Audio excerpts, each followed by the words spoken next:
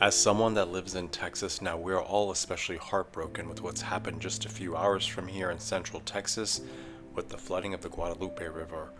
All those poor families, children, women, our thoughts are with all of them and their families. This is just awful news, and we are all heartbroken. I've been living in Texas for 10 years now. Here's one thing I can tell you: the weather here is extremely unpredictable. Things happen really fast and really quick, so I can imagine forecasting things are extremely challenging here. Between unpredictable weather here in Texas and the effects of climate change, this is not the time to be pulling back on resources and people when it comes to forecasting weather here. This is a headline from the Texas Standard back March 4, 2025, when DOGE was putting in all their cuts and suggestions for the National Weather Service. Now this awful thing has happened and everyone's left to wonder, could we have prevented this? Could we have gotten warnings out to these poor folks sooner? I was just reading that the local chapter of the National Weather Service, which combines Austin and San Antonio, was missing a key person. They have something called a warning coordination meteorologist.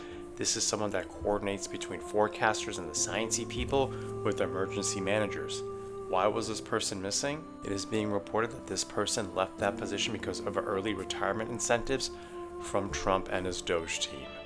Now, had this person still been there, could we have averted some of this disaster? We'll never know now. Once again, weather here and in many parts of the country is very unpredictable. Climate change is making things more unpredictable. We need more resources, more people, more technology to figure out what's going on. This is absolutely the worst time to be cutting back from resources and things like the National Weather Service, because the world from a weather standpoint is just going absolutely berserk and bonkers. No one really knows what's going on. We've all been worried that these kinds of things are going to start happening when you take away resources from important services like that.